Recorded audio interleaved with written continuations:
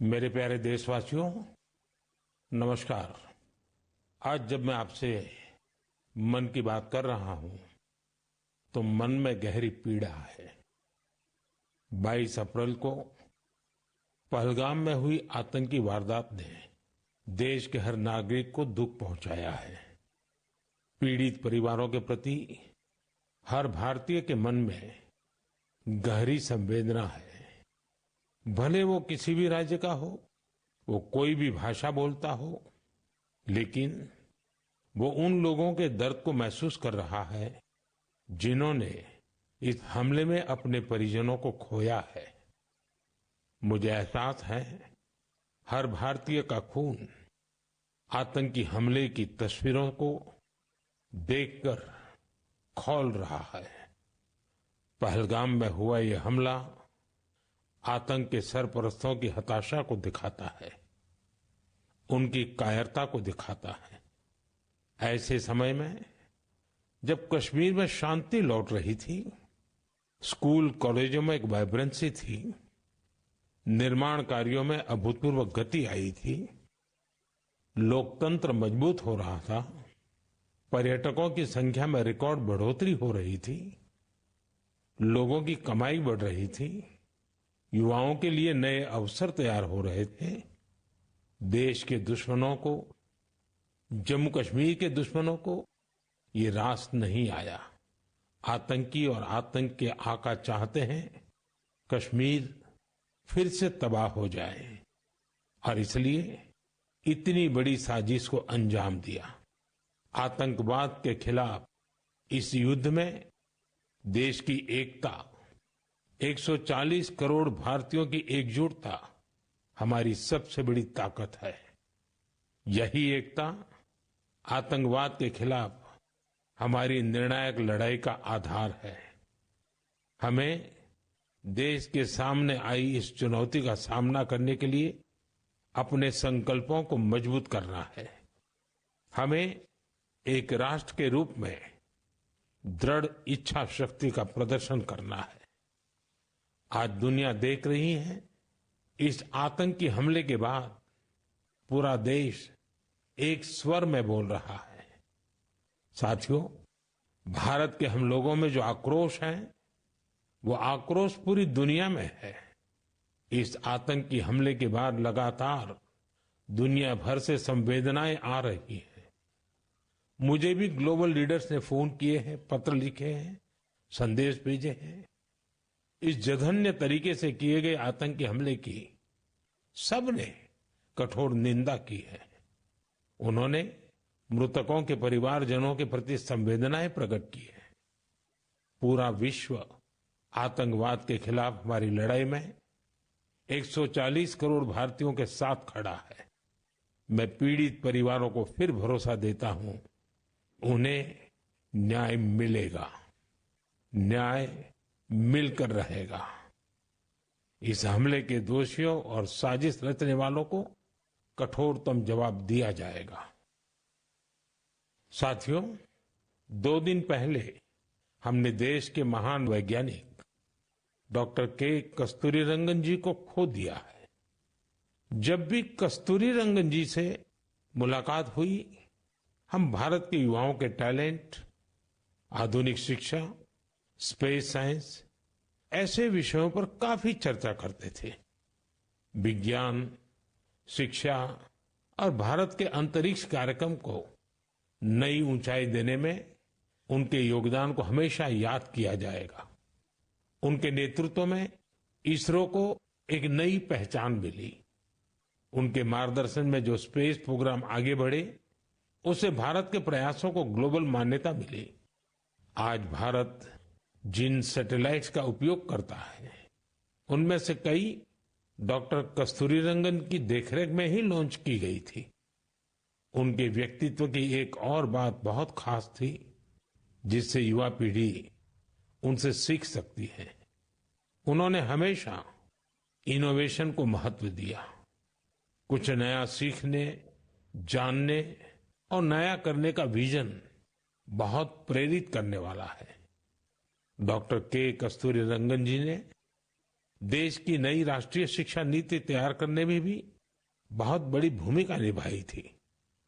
Doctor Kasturirangan 21वीं सदी की आधुनिक जरूरतों के मुताबिक फॉरवर्ड लुकिंग एजुकेशन का विचार लेकर आए थे। देश की निस्वार्थ सेवा और राष्ट्र निर्माण में उनके योगदान को हमेशा याद किया जाएगा। मैं डॉक्टर के कस्तूरीरंगन जी को विनम्र भाव से श्रद्धांजलि अर्पित करता हूं। मेरे प्यारे देशवासियों, इसी महीने अप्रैल में आर्यभट्ट सैटेलाइट की लॉन्चिंग के 50 वर्ष पूरे हुए हैं। आज जब हम पीछे मुड़कर देखते हैं, 50 वर्षों की इस यात्रा को याद करते हैं, तो लगता है हमने कितनी लंबी दूरी तय की है। अंतरिक्ष में भारत के सपनों की ये उड़ान एक समय केवल हौसलों से शुरू हुई थी। राष्ट्र के लिए कुछ कर गुजरने का जज्बा पाले कुछ युवा वैज्ञानिक, उनके पास न तो आज जैसे आधुनिक संसाधन थे, न ही दुनिया की टेक्नोलॉजी तक वैसी पहुंच थी। अगर कुछ था तो वो था प्रतिभा, लगन, मेहनत और देश के लिए कुछ करने का जज्बा। बैलगाड़ियों और साइकिलों पर क्रिटिकल इक्विपमेंट को खुद लेकर जाते हमारे वैज्ञानिकों की तस्वीरों को आपने भी देखा होगा। उसी लगन और राष्ट्र सेवा की भावना का नतीजा है कि आज इतना कुछ बदल गया है। आज भारत एक ग्लोबल स्पेस पावर बन चुका है। हमने एक साथ 104 सैटेलाइट का लॉन्च करके रिकॉर्ड बनाया है। हम चंद्रमा के साउथ पोल पर पहुंचने वाले पहले देश बने हैं। भारत ने मार्स ऑर्बिटर मिशन लॉन्च किया है और हम आदित्य L1 मिशन के जरिए सूरज के काफी करीब तक पहुंचे हैं। आज भारत पूरी दुनिया में सबसे ज्यादा कॉस्ट इफेक्टिव लेकिन सक्सेसफुल स्पेस प्रोग्राम का नेतृत्व कर रहा है। दुनिया के कई देश अपनी सैटेलाइट्स और स्पेस मिशन के लिए इसरो की मदद लेते हैं। साथियों, हम जब इसरो द्वारा किसी सैटेलाइट का लॉन्च देखते हैं तो हम गर्व से भर जाते हैं।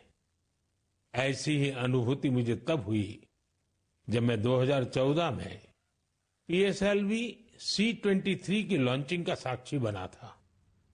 2019 में चंद्रयान-2 की लैंडिंग के दौरान भी मैं बेंगलुरु के इसरो सेंटर में मौजूद था। उस समय चंद्रयान को वो अपेक्षित सफलता नहीं मिली थी। तब वैज्ञानिकों के लिए वो बहुत मुश्किल घड़ी थी, लेकिन मैं अपनी आंखों से वैज्ञानिकों के धैर्य और कुछ कर गुजरने का जज्बा भी देख रहा था। और कुछ साल बाद पूरी दुनिया ने भी देखा कैसे उन्हीं वैज्ञानिकों ने चंद्रयान-3 को सफल करके दिखाया।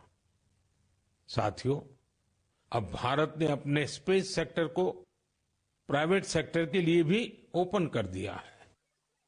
आज बहुत से युवा स्पेस स्टार्टअप में नए झंडे लहरा रहे हैं। 10 साल पहले इस क्षेत्र में सिर्फ एक कंपनी थी, लेकिन आज देश में 325 से ज्यादा स्पेस स्टार्टअप काम कर रहे हैं। आने वाला समय स्पेस में बहुत सारी नई संभावनाएं लेकर आ रहा है। भारत नई ऊंचाइयों को छूने वाला है। देश गगनयान, स्पेडेक्स और चंद्रयान-4 जैसे कई अहम मिशन की तैयारियों में जुटा है। हम वीनस ऑर्बिटर मिशन और मार्स लैंडर मिशन पर भी काम कर रहे हैं। हमारे स्पेस साइंटिस्ट अपने इनोवेशन से देशवासियों को नए गर्व से भरने वाले हैं। साथियों, पिछले महीने म्यांमार में आए भूकंप की खौफनाक तस्वीरें आपने जरूर देखी होगी। भूकंप से वहां बहुत बड़ी तबाही आई। मलबे में फंसे लोगों के लिए एक एक सांस, एक एक पल कीमती था। इसलिए भारत ने म्यांमार के हमारे भाई बहनों के लिए तुरंत ऑपरेशन ब्रह्मा शुरू किया। एयरफोर्स के एयरक्राफ्ट से लेकर नेवी के शिप्स तक म्यांमार की मदद के लिए रवाना हो गए। वहां भारतीय टीम ने एक फील्ड हॉस्पिटल तैयार किया। इंजीनियरों की एक टीम ने अहम इमारतों और इंफ्रास्ट्रक्चर्स को हुए नुकसान का आकलन करने में मदद की। भारतीय टीम ने वहां कंबल, टेंट, स्लीपिंग बैग, दवाइयां, खाने पीने के सामान के साथ ही और भी बहुत सारी चीजों की सप्लाई की। इस दौरान भारतीय टीम को वहां के लोगों से बहुत सारी तारीफ भी मिली। साथियों, इस संकट में साहस, धैर्य और सूझबूझ के कई दिल छू जाने वाले उदाहरण सामने आए। भारत की टीम ने 70 वर्ष से ज्यादा उम्र की एक बुजुर्ग महिला को बचाया, जो मलबे में 18 घंटों से दबी हुई थी। जो लोग अभी टीवी पर मन की बात देख रहे हैं, उन्हें उस बुजुर्ग महिला का चेहरा भी दिख रहा होगा। भारत से गई टीम ने उनके ऑक्सीजन लेवल को स्टेबल करने से लेकर फ्रैक्चर के ट्रीटमेंट तक इलाज की हर सुविधा उपलब्ध कराई। जब इस बुजुर्ग महिला को अस्पताल से छुट्टी मिली, तो उन्होंने हमारी टीम का बहुत आभार जताया। वो बोली कि भारतीय बचाव दल की वजह से उन्हें नया जीवन मिला है। बहुत से लोगों ने हमारी टीम को बताया कि उनकी वजह से वो अपने दोस्तों और रिश्तेदारों को ढूंढ पाए। साथियों, भूकंप के बाद म्यांमार में मांडले की एक मॉनेस्ट्री में भी कई लोगों के फंसे होने की आशंका थी। हमारे साथियों ने यहां भी राहत और बचाव अभियान चलाया। इसकी वजह से उन्हें बौद्ध भिक्षुओं का ढेर सारा आशीर्वाद मिला। हमें ऑपरेशन ब्रह्मा में हिस्सा लेने वाले सभी लोगों पर बहुत गर्व है। हमारी परंपरा है, हमारे संस्कार है, वसुधैव कुटुंबकम की भावना। पूरी दुनिया एक परिवार है। संकट के समय विश्व मित्र के रूप में भारत की तत्परता और मानवता के लिए भारत की प्रतिबद्धता हमारी पहचान बन रही है। साथियों, मुझे अफ्रीका के इथियोपिया में प्रवासी भारतीयों के एक अभिनव प्रयास का पता चला है। इथियोपिया में रहने वाले भारतीयों ने ऐसे बच्चों को इलाज के लिए भारत भेजने की पहल की है जो जन्म से ही हृदय की बीमारी से पीड़ित हैं। ऐसे बहुत से बच्चों की भारतीय परिवारों द्वारा आर्थिक मदद भी की जा रही है। अगर किसी बच्चे का परिवार पैसे की वजह से भारत आने में असमर्थ है, तो इसका भी इंतजाम हमारे भारतीय भाई बहन कर रहे हैं। कोशिश ये है कि गंभीर बीमारी से जूझ रहे इथियोपिया के हर जरूरतमंद बच्चे को बेहतर इलाज मिले। प्रवासी भारतीयों के इस नेक कार्य को इथियोपिया में भरपूर सराहना मिल रही है। आप जानते हैं कि भारत में मेडिकल सुविधाएं लगातार बेहतर हो रही है। इसका लाभ दूसरे देश के नागरिक भी उठा रहे हैं। साथियों, कुछ ही दिन पहले भारत ने अफगानिस्तान के लोगों के लिए बड़ी मात्रा में वैक्सीन भी भेजी है। ये vaccine rabies, tetanus, hepatitis B और इन्फ्लुएंजा जैसी खतरनाक बीमारियों से बचाव में काम आएगी। भारत ने इसी हफ्ते नेपाल के आग्रह पर वहां दवाइयां और वैक्सीन की बड़ी खेप भेजी है। इनसे थैलेसीमिया और सिकल सेल डिसीज के मरीजों को बेहतर इलाज सुनिश्चित होगा। जब भी मानवता की सेवा की बात आती है, तो भारत हमेशा इसमें आगे रहता है और भविष्य में भी ऐसी हर जरूरत में हमेशा आगे रहेगा। साथियों, अभी हम डिजास्टर मैनेजमेंट की बात कर रहे थे और किसी भी प्राकृतिक आपदा से निपटने में बहुत अहम होती है आपकी अलर्टनेस, आपका सचेत रहना। इस अलर्टनेस में अब आपको अपने मोबाइल के एक स्पेशल ऐप से मदद मिल सकती है। ये ऐप आपको किसी प्राकृतिक आपदा में फंसने से बचा सकते हैं। और इसका नाम भी है सचेत। सचेत ऐप भारत की नेशनल डिजास्टर मैनेजमेंट अथॉरिटी ने तैयार किया है। बाढ़, साइक्लोन, लैंडस्लाइड, सुनामी, जंगलों की आग, हिमस्खलन, आंधी, तूफान या फिर बिजली गिरने जैसी आपदाएं हो, सचेत ऐप आपको हर प्रकार से इन्फॉर्म और प्रोटेक्टेड रखने का प्रयास करता है। इस ऐप के माध्यम से आप मौसम विभाग से जुड़े अपडेट्स प्राप्त कर सकते हैं। खास बात यह है कि सचेत ऐप क्षेत्रीय भाषाओं में भी कई सारी जानकारियां उपलब्ध कराता है। इस ऐप का आप भी फायदा उठाएं और अपने अनुभव हमसे जरूर साझा करें। मेरे प्यारे देशवासियों, आज हम पूरी दुनिया में भारत के टैलेंट की तारीफ होते देखते हैं। भारत के युवाओं ने भारत के प्रति दुनिया का नजरिया बदल दिया है। और किसी भी देश के युवा की रुचि किस तरफ है, किधर है, उससे पता चलता है कि देश का भविष्य कैसा होगा।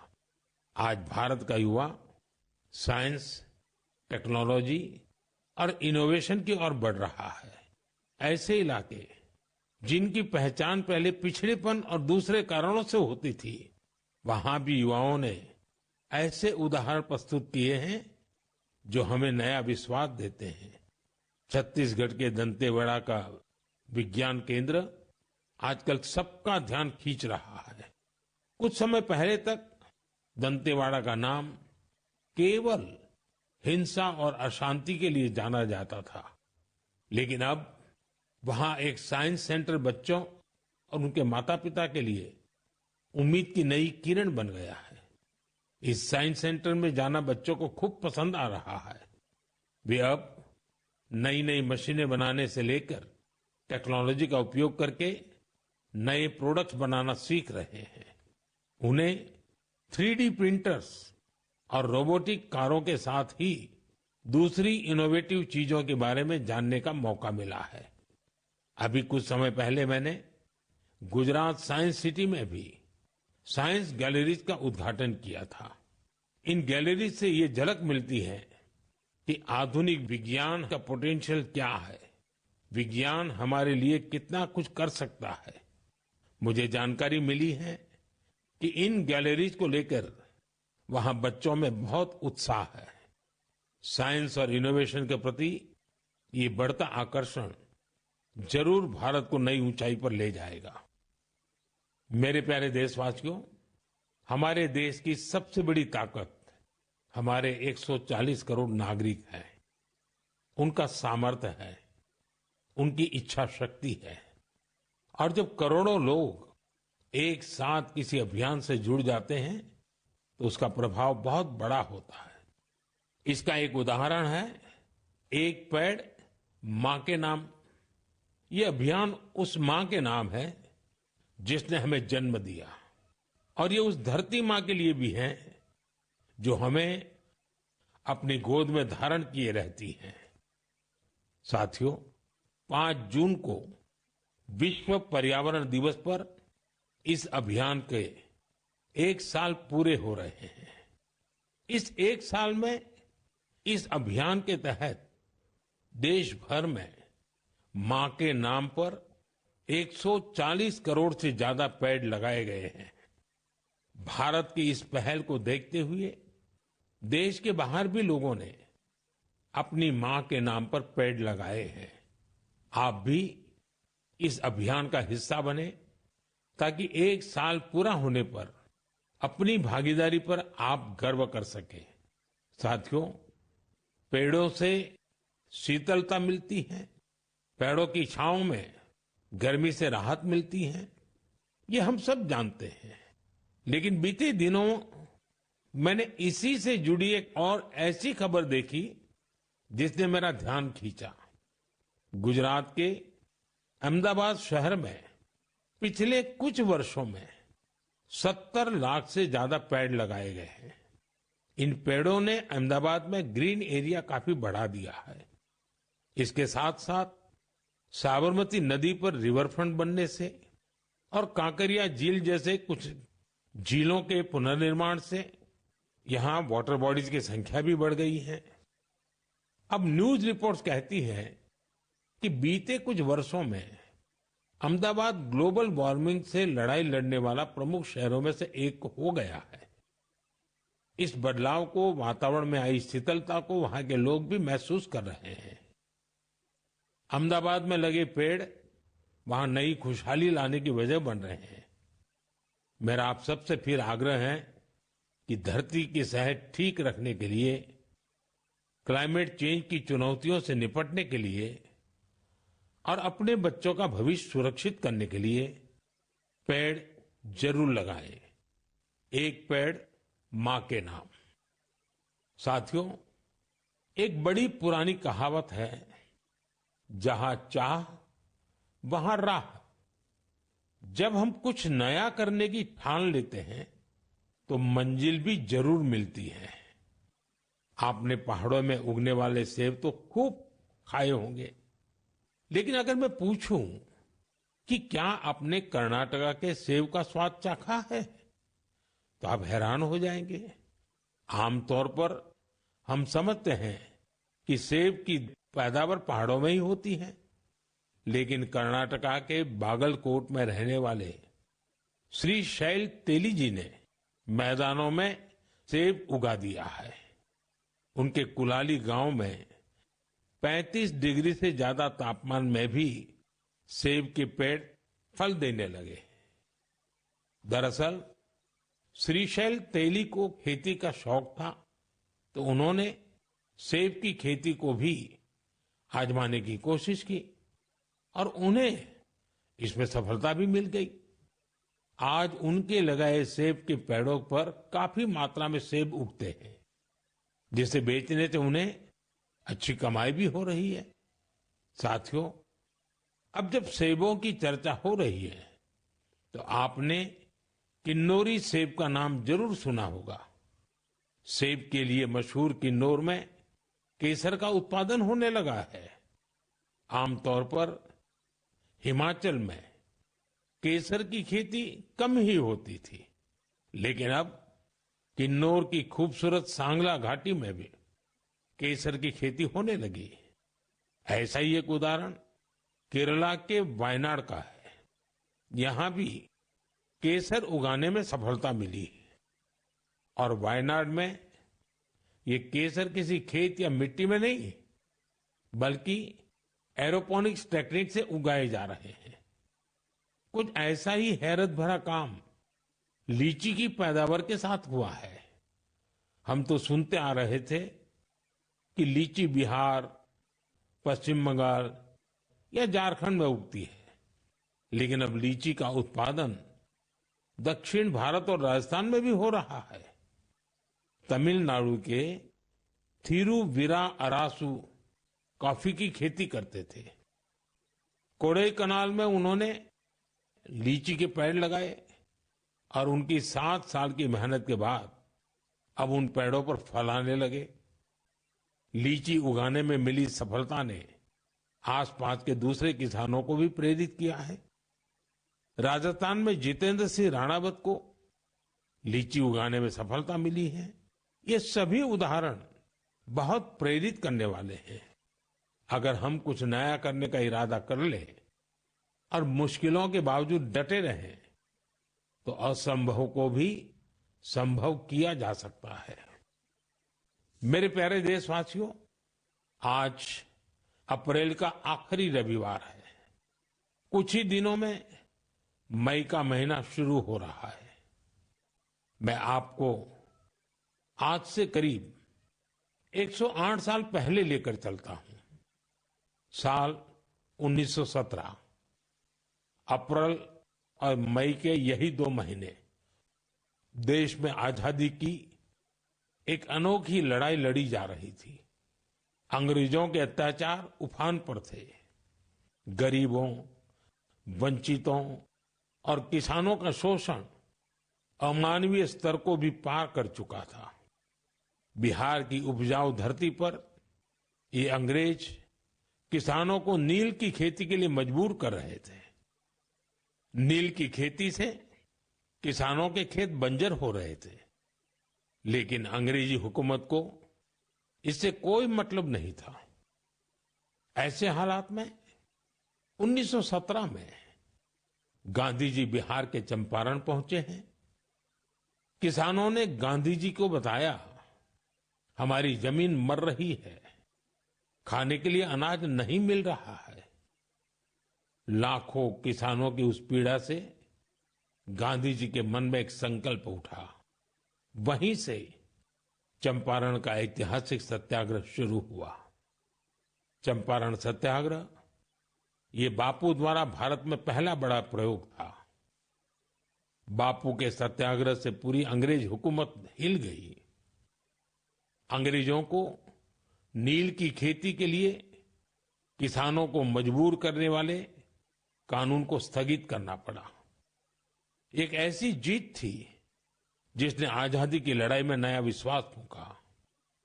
आप सब जानते होंगे, इस सत्याग्रह में बड़ा योगदान बिहार के एक और सपूत का भी था, जो आजादी के बाद देश के पहले राष्ट्रपति बने। वो महान विभूति थे डॉक्टर राजेंद्र प्रसाद। उन्होंने चंपारण सत्याग्रह पर एक किताब भी लिखी, सत्याग्रह इन चंपारण। ये किताब हर युवा को पढ़नी चाहिए। भाइयों बहनों, अप्रैल में ही स्वतंत्रता संग्राम की लड़ाई के कई और अमिट अध्याय जुड़े हुए हैं।